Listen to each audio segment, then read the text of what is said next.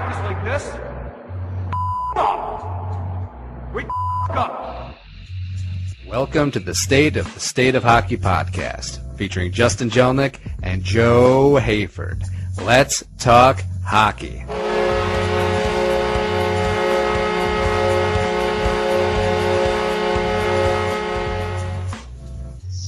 Welcome to the State of Hockey podcast, episode 9, edition for May 12th, 2015. I am Justin Jelnick from the State of Hockey blog, along here with my co-host Joe Hayford. Joe, how are you?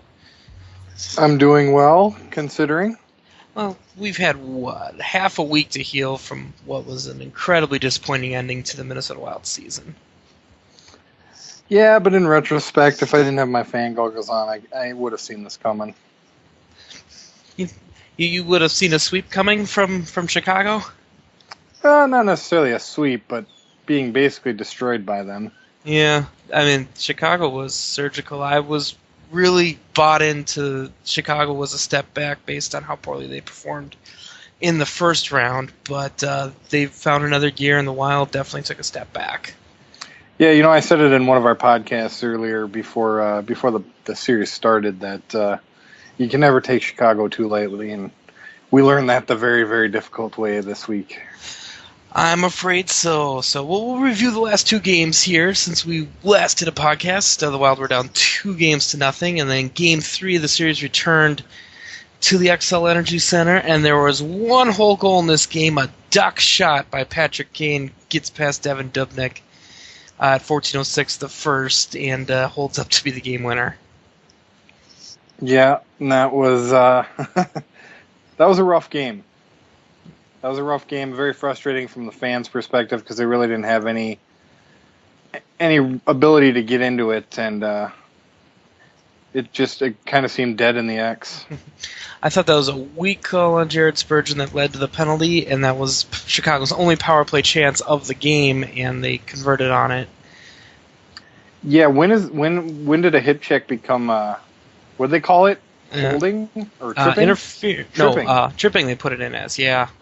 So that was just an ugly one, but you can't win if you don't score goals, even though the Wild outshot the Hawks 30-22 in this one. They take the loss and go down 3-0.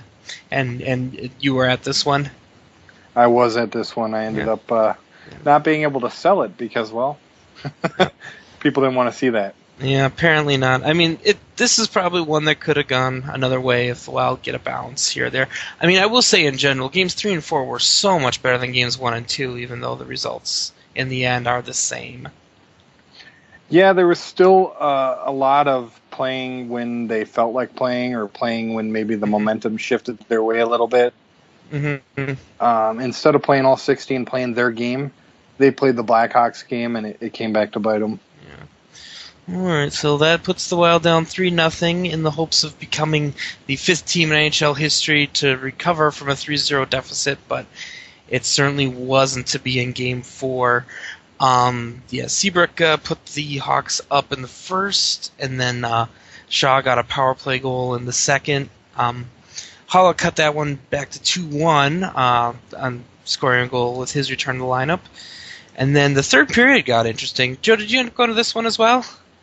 I did not go to this one. Okay, because I saw the aftermarket just fell apart for tickets on this one. I'm sorry, my phone just went off. Zap it, I'm busy. But yeah, the Wild ending to this one. Chicago got up 4-1 at one point, and then the Wild managed to score 2 goals in the final 3 minutes to make it close. Spurgeon and Niederreiter getting those. But they come up short 4-3, and the very promising playoff run is over. Yep, over like it started in a flash. Just so heartbreaking. Wild outshot the Hawks again in this one, 37-25.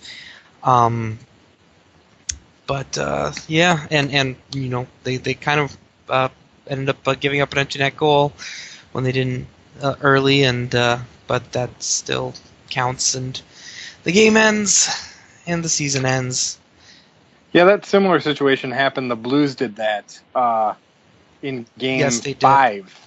they pulled their goalie a little sooner than they should have and ended up scoring a short-handed goal. Game one would have been the game.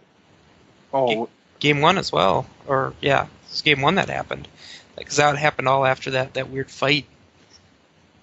Yeah, it was a similar situation. It ended up costing them the game. It did. That's where you want to watch out for that Patrick Waugh. Yes, that's the only reason I bring this up, is to beat the Patrick Waugh as an idiot horse a little more. Of course. One thing I wanted to touch on too with these, I got a lot of comments, a lot of tweets that I saw. A lot of people asking me, don't the Blackhawks just play a much more physical game? And I don't know what game these people were watching. I really don't. Yeah. But there was not one single game the entire series that the Wild were out-hit. No, I would agree. And the Wild out-hit Chicago 122-90 over the series, including some really lopsided game. Like Game 4 was lopsided, and Game 3 were lopsided. Absolutely, and shoot, even Ryan Suter started throwing the body a bit in Game 4, which we haven't seen enough of from him. I mean, the unfortunate thing is, what happened to Stewart in Game 2 last week. As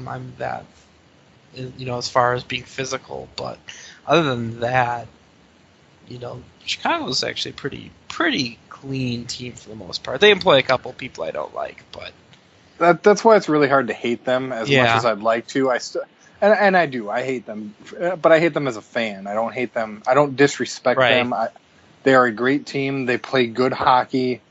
They're not going to get into the chippy stuff with you. They're going to play hockey, and they're going to play their game and stay focused and disciplined. And I at least like watching that side of it. And I don't really hate the Blackhawks either, but I know people want this to be a rivalry so bad, but they got to wait in line if I start hating the Hawks, because they're clearly behind Nashville, Winnipeg, and Colorado as far as I'm concerned.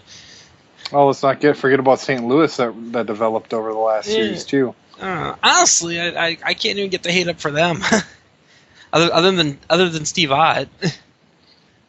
Yeah, I see what you're saying, but I mean, I know those are the old rivalries from the Norris Division, but I guess I was 11 years old when that dissolved, and I find it much easier to hate the newer teams. Yeah, I still hate Vancouver though. Oh yeah, absolutely. I if I'm willing to support a Brian Burke-led team, I hate your team. Yeah, it was not a physical series for Chicago at all. Yeah. They wore us out. They played a very good, solid diamond-style defense, blocking off the center of the ice. Mm-hmm. And the Wild didn't have an answer. There's plenty of ways to beat that style of defense, but I did not see an adjustment made, or at least not executed, by the team. Yeah.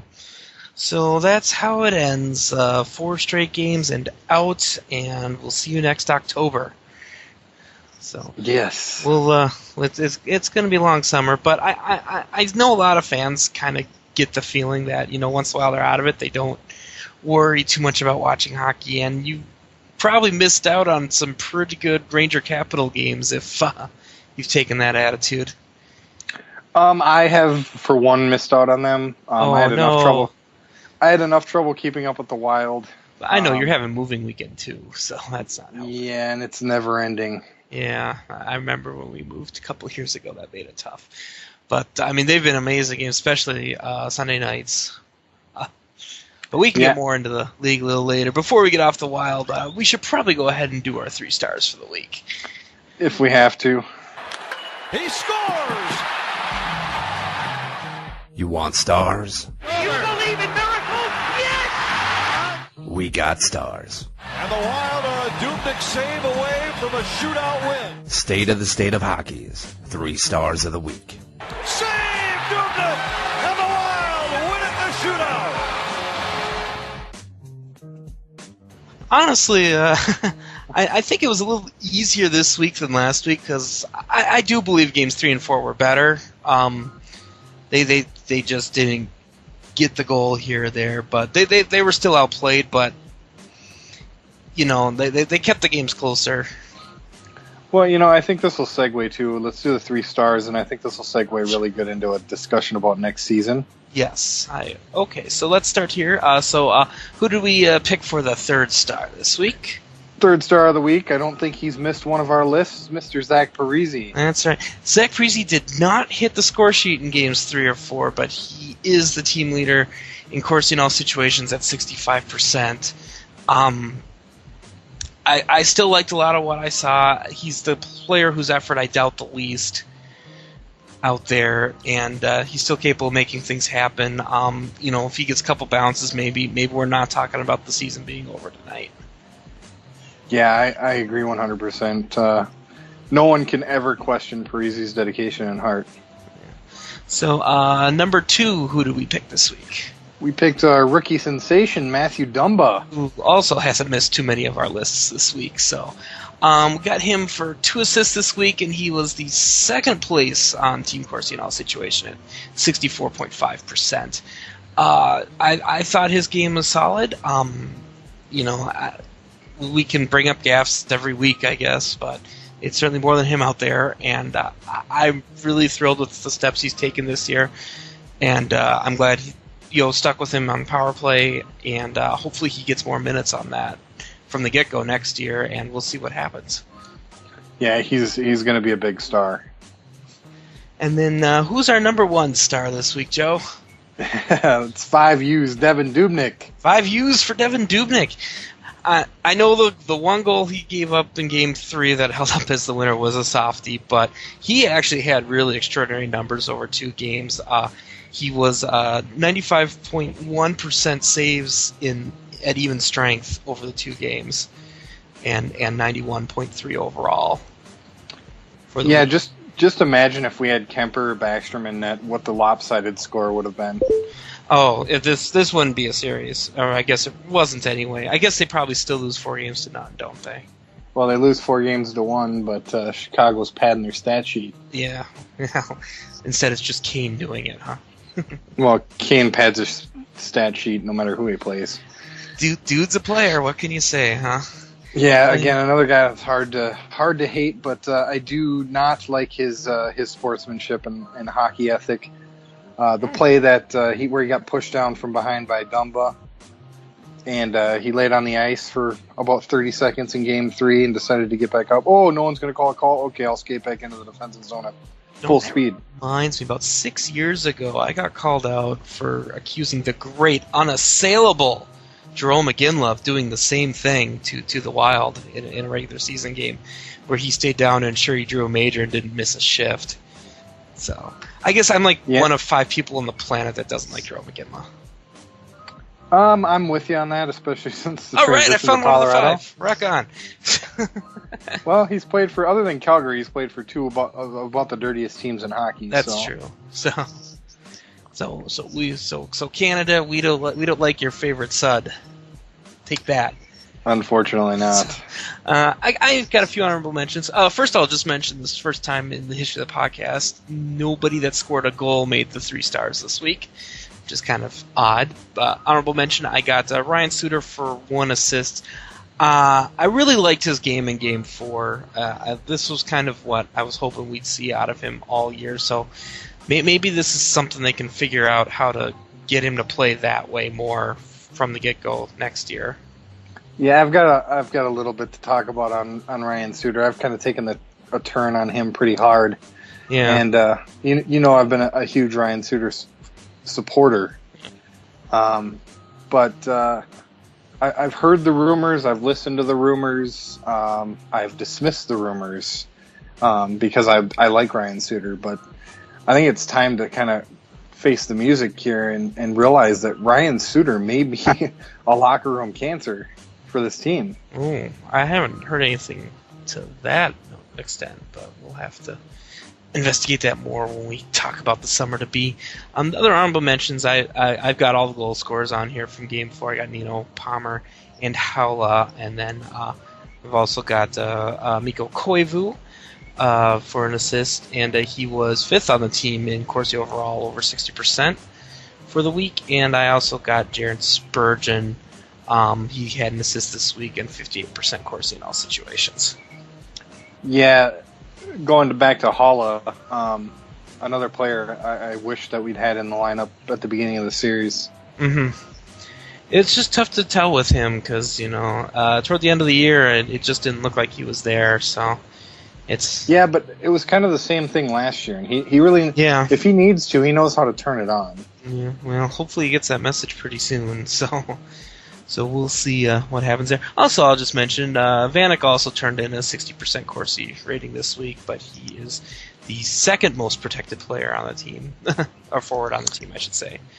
Koivu actually got a little more protection this week, so I guess we should go ahead and name Vanek an honorable mention as well. With this performance over the series in Chicago, I do not have an issue with that at all. He played very well by Vanek standards. Yeah.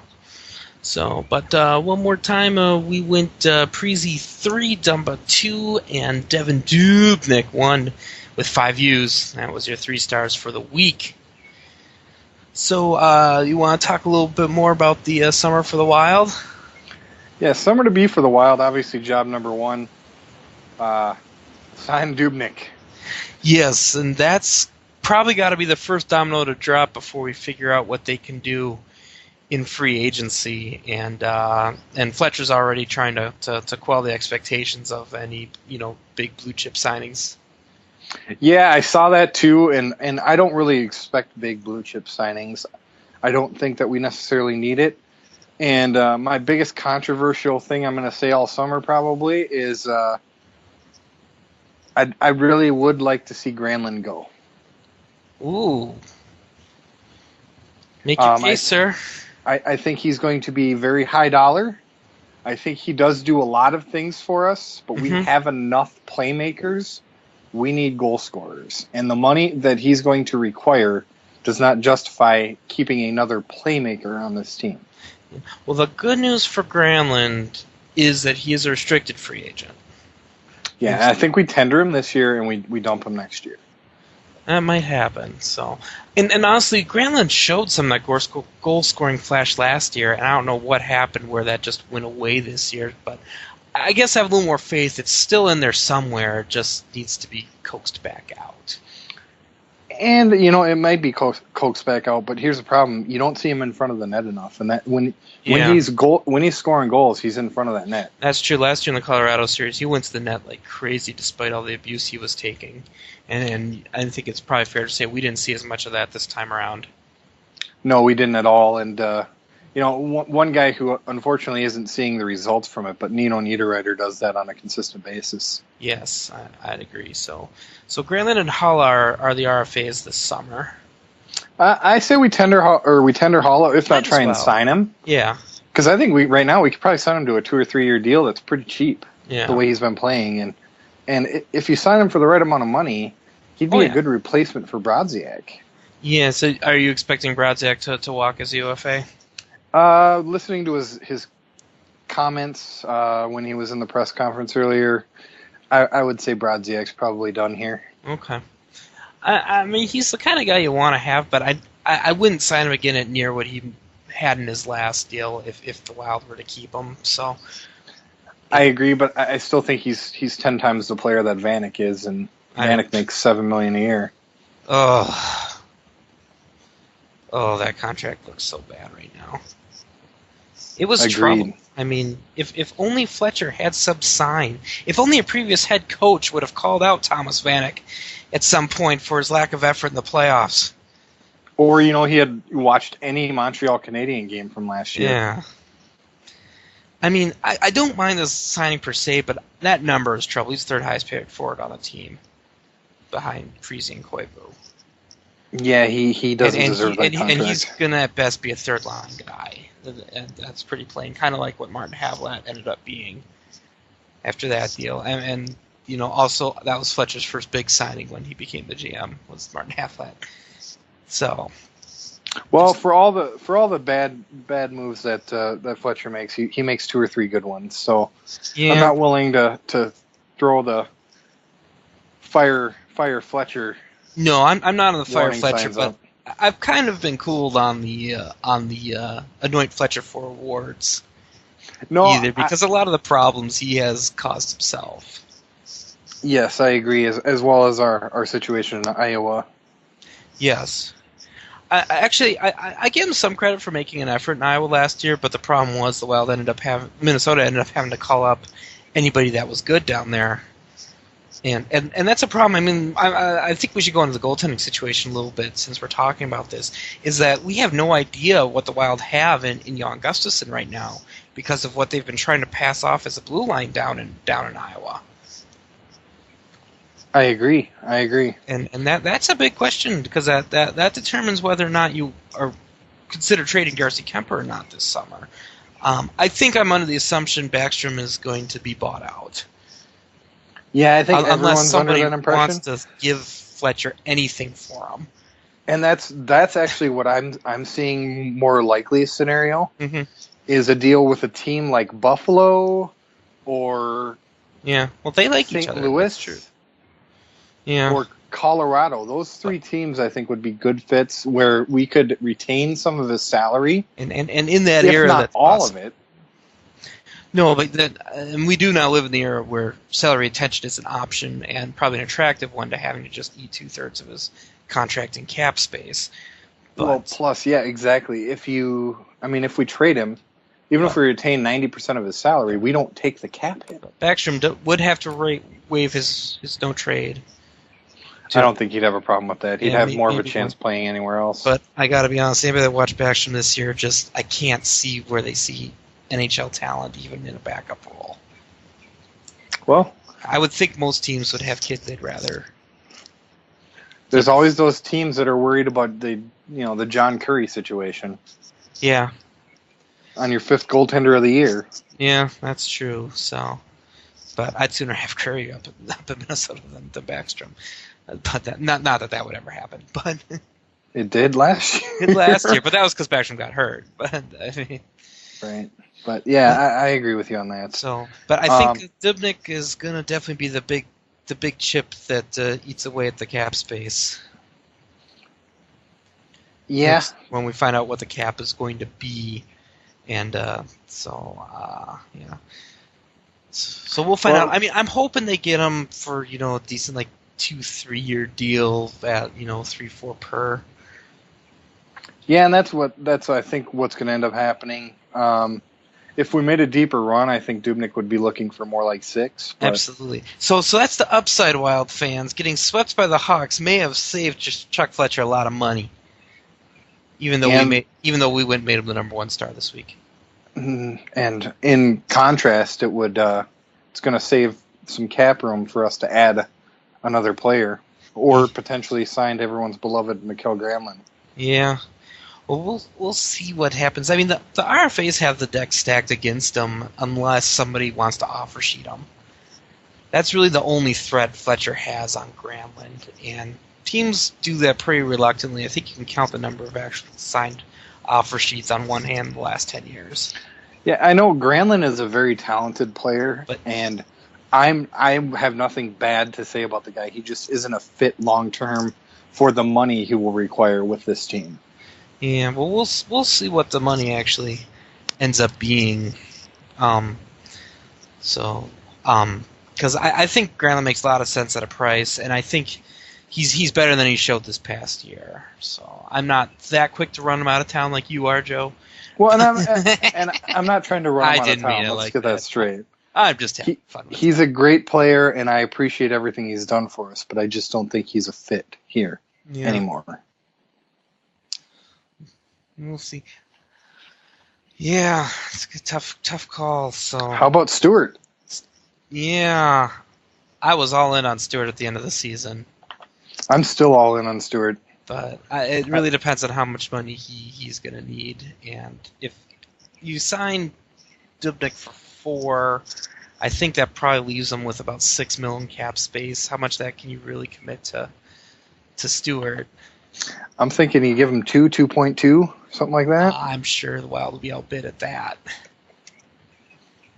Well, the way Stewart was talking, he might be willing to take a discount to stay here. He likes it here. I think that'd be a pretty big discount. I mean, I could, power forwards. like that command more. So. Yeah, I'm actually looking up his current contract here now. I'm looking at NHL numbers right now, and they've already wiped out 14. Oh, I can just click that. $4 mil. $4 mil's what he made last year. I think he should. He's probably good for at least that. Yeah. So we'll see what it ends up being. So and we don't know what the exact cap is going to be. They have to do all their magic math voodoo. We'll find that out probably. I mean, we definitely will know ahead of free agency on July 1st, but we'll find out. So that Canadian money's going to pour in, so that'll be good. Yeah, I'm curious to see actually if we move on to the rest of the NHL. I want to see what Edmonton does. They intrigue me very much. Mm-hmm. So we'll see. Getting the first overall pick and seeing what they're going to do. They're tied to hiring Todd McClellan. It sounds like if they're planning on missing out on Babcock, that he's sounds like their next choice. Todd McClellan would make that a lot less intriguing team. You're not a fan? No, I think that guy's a weasel.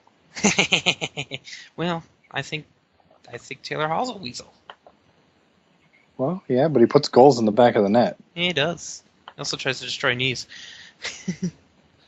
Yeah. But yeah, so okay. Well, that'll be an interesting summer for sure. And when we get a better idea of who's going to hit the free agent market and probably around draft time, we'll hit this topic a lot harder, and we'll have a better idea of what the cap's going to be and who's really going to be available to the Wild this summer. But yeah, it's getting interesting, and I will call this. We will be trading away one of our bigger name players, and when I say bigger name, I don't mean Parisi, Suter, or Koivu. No, nobody wants those contracts, first of all. But well, I'm sure that a lot of teams would take Parisi's contract. Well, okay, you're probably right there. So, but yeah, I mean, are you thinking like a Nino or a Spurgeon might get dangled?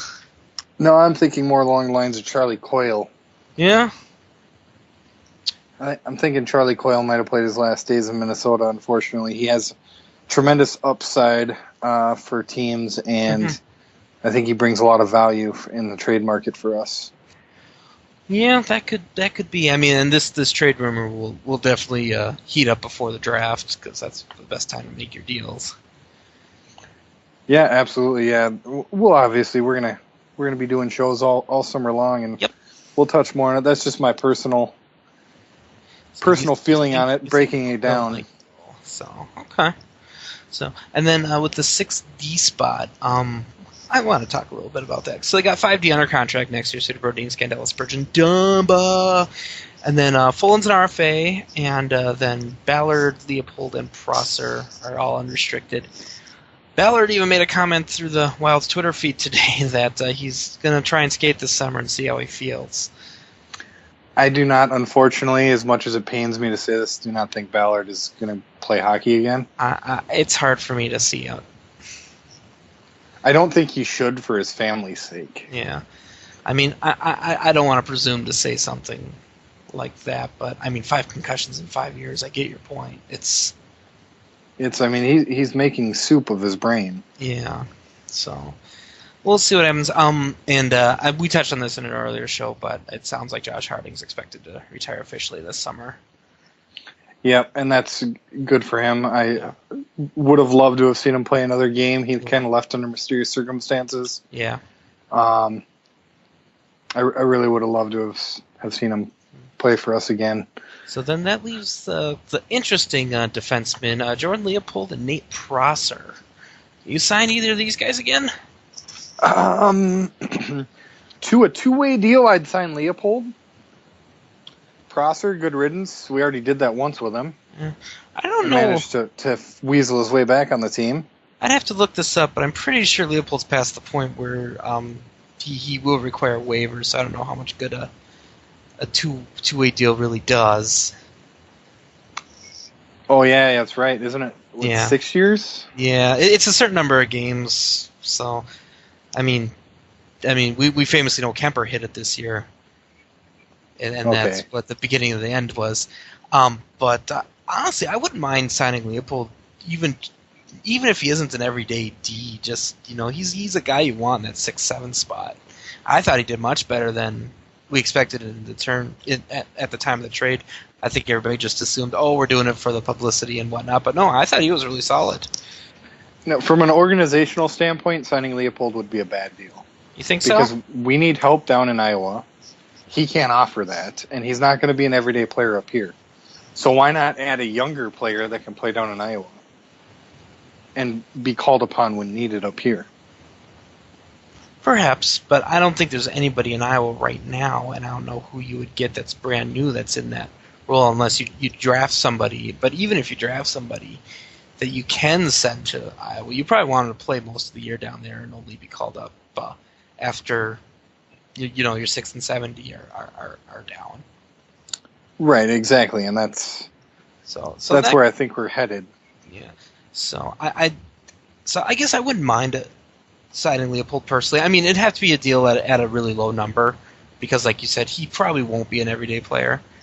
But I think he's a guy you want to turn to even more than who you would draft this summer. Yeah, I mean, I can see if the number's low enough.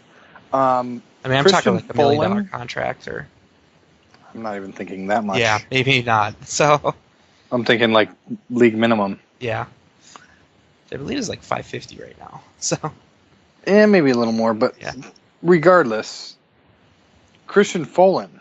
Mm-hmm.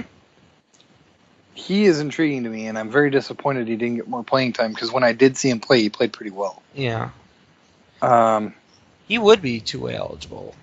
He is two-way eligible, and I believe that he is a good defenseman. Mm-hmm. I'm really excited to see his future, and I think he's going to be the next big thing coming up, kind of like Dumbo was this year. Mm-hmm. Obviously, he doesn't have the upside Dumbo does, let's be honest. No. But he's a good, big-bodied, solid defenseman. Yes. So I definitely think they'll tender Folin, probably keep him on a two-way if they can. And and he might be that guy you're talking about that spends time in Iowa. He just ended up here when we were dealing with the Scandella and Spurgeon injuries. Yeah, and he played well. Yes, I would agree with that. So, and they have Justin Falk down there in Des Moines, and he's not. I think he's passable as an NHL defenseman just because his size helps him out. And he's definitely, top line AHL guy for sure. But yeah, I'd also like to see Tyler Graovac up here a little more next year too on the forward side. That would be nice, and this is why I think a lot of forwards might be out. So yeah, we got a big forward crew down in the AHL waiting to come up, and that's why that's another one of the considerations when I said I think we need to see Granlund leave. Yeah. Well, we'll see what happens. I mean, and what happens to those players is certainly going to influence that decision for sure. So Bergenheim, Brodziak, Carter, and Stewart are your free agent forwards. And then the D we talked about, and the goaltending. So hopefully we get Dubnyk under 4 in not a super long deal. Yeah, I'd like to see no more than 3 years. Yeah, and Kemper's probably gonna be number 2 going into camp next year, and maybe. I honestly, I thought he was all right in the appearances that he did make in the playoffs and at the end of the season. So maybe his game got unwrecked, and maybe he'll be able to do a little more timeshare with Dubnyk.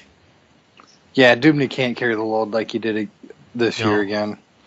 I mean, the era of the 60-start goaltender in the NHL is over. I mean, the teams that succeed can platoon a bit. I mean, you see the Carey Prices that can maybe take that lion's share, but you can count those guys on one hand. Yeah, even the Kings platoon pretty hard, and they've got arguably the best goaltender in hockey. Yes, they do, or at least did. So. We'll see if he finds form again next year. I do love me some Jonathan Quick too, but not good this year. No, they're the Kings and Blackhawks just trade off years. So, yeah. So as foretold in the prophecy of the mighty Ducks, the Hawks and Ducks are playing for the Western Championship in the next round. What do you think? Well, I like the Ducks. I don't know if it's just out of revenge. No. The Hawks are going all the way this year. And here's what my philosophy on everything was, and my take on this whole deal. The Wild are a great team. Mm-hmm. They are probably one of the top 5 teams in the NHL playing at their capacity. Mm-hmm. But they seem to catch this dynasty-style team, the Blackhawks, in their good years in the playoffs. Yeah. Unfortunately, last year they didn't capitalize on catching them in what I would say is an off year. Mm-hmm. We outplayed Chicago last year, and we lost because we didn't have good goaltending. Yes. And I just kind of alluded to it a little bit ago. The Kings and the Blackhawks kind of trade years to be really good and dominant. Mm-hmm. And last year was the Kings' year, and this year's the Blackhawks' year. And those are the 2 really good dynasty teams we have going right now. Well, I just know the Ducks play this tighter lockdown game, and they used it against the Wild, and they swept the Wild this year. And I think this might be a little more effective against the Hawks than the Wild were. And they're getting good goaltending for the most part. And I like their chances, but it's tough to deny how good Chicago was in this round too. Yeah. And Anaheim hasn't had the competition in the playoffs. They've had a pretty easy walk. I'll grant you that. Yeah, I just think that they're not going to be ready for what the Blackhawks have to offer. We'll see what happens. Anaheim was one of my 2 finalists in our pool, so maybe that's playing into it too. Is that I kind of need Anaheim now because I didn't get the Wild, and I had Montreal. But now Tampa's decided that they're going to let Montreal back in this thing. After after this 3-0 lead, now it's 3-2. I don't see Montreal winning that series. I got to tell you, if Tampa doesn't get it done in Game 6, I think Montreal's going to do it. If they force a Game 7 in Quebec, I just don't like Tampa's chances in that situation. Yeah, I just it's really hard to win 4 in a row in the playoffs. Yeah, especially after being destroyed in your own house like they were. Oh, absolutely. But they've got the first 2 out of the way, so now they just need 2 more. So I really hope Tampa feels the pressure and gets it done in Game 6, because if they don't, I think this one's going to get away. Yeah, and it goes against everything I logically believe, but I'm rooting for the Caps. Yeah, I tell you, the Rangers were my pick before to win it all at the start, but I really like a lot of what I've seen out of the Caps. They're a fast team, and they were 2 minutes away from eliminating the Rangers on Friday, but now it's a 3-3 series going back to the Garden. But I believe in Washington's chance in the Garden more than I believe in Tampa's chances in Montreal, to put it that way. Yeah, I called it before the playoffs. I just think Washington before the series started. Mm-hmm. Washington matches up so well with the Rangers. They really do. And I underestimated that. Yeah, and that series, obviously the Rangers are a better team overall. Mm-hmm. But the Capitals just play a style of game that New York has trouble with. Yes. But the Rangers have managed to squeeze together a couple wins to force Game 7 at the Garden, and I feel pretty lucky my champion's still in it, even from being 2 minutes away from going out. But I'll tell you, if Washington wins, I'm going to be all in for them the rest of the way. Yeah, I'm all in for them now. So yeah, so you tried to tell me, but I had Washington in the first round too over the Isles. And that was a dramatic series too. A lot of good teams in the playoffs. So I mean, keep watching games, even though the Wild aren't in it. You'll miss it this summer when hockey's not on. So I'm sure a lot of people listening agree with me. But if you don't, think it over. Keep watching games. It's definitely worth watching. Hockey is still hockey. It's better than baseball. It really is. I'll admit though, I haven't seen much of Calgary and Anaheim. It's because those games are over before I want to commit to staying up too late. For the most part. Yeah, I get up at 5:30 in the morning. I don't think I want to. Oh my goodness. Yeah, I don't have to get up that early. I'm lucky. We lazy computer developers. show up when we please, boss everybody around. It's good life. So yeah. So so we'll do another show next week, probably about the rest of the NHL playoffs, and we'll keep doing shows throughout the summer. We'll hit on some of these topics we've been teasing, like our ESPN NBC blowout and why I hate Matt Cook and things like that. We'll definitely talk draft. We'll talk schedule when that comes out. And I'll figure out what my 10 games are for being a quarter season ticket holder. Hooray! Yes, it should be 11. I'm excited. Yeah, it should be, but I've been billed for 10 games. Oh yeah, you probably have the pack that has the yeah. I think they're doing that because the Stadium Series doesn't count, and they're going to give us a separate bill for that. Yep, that's exactly it. Happening. So, but my ticker rep has not confirmed that, even though I've asked him. That doesn't make me happy. Oh well. But yeah, so we'll do that, and draft and free agency we'll talk about as well. So you can definitely stick with us through the summer. And we'll definitely be keep doing shows to help you through when nobody else is talking about it.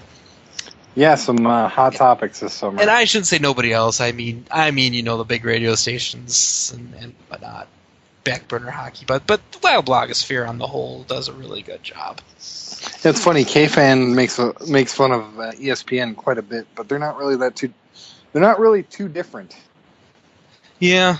Well, I mean, in the sense of what my major criticism of ESPN and hockey is that they didn't pay attention until once they stopped being the rights holder, and we kind of saw the opposite in K-Fan once they became the Wild rights holder. So, yeah, it's disappointing to turn on a local radio station in the state of hockey and not hear hockey talk.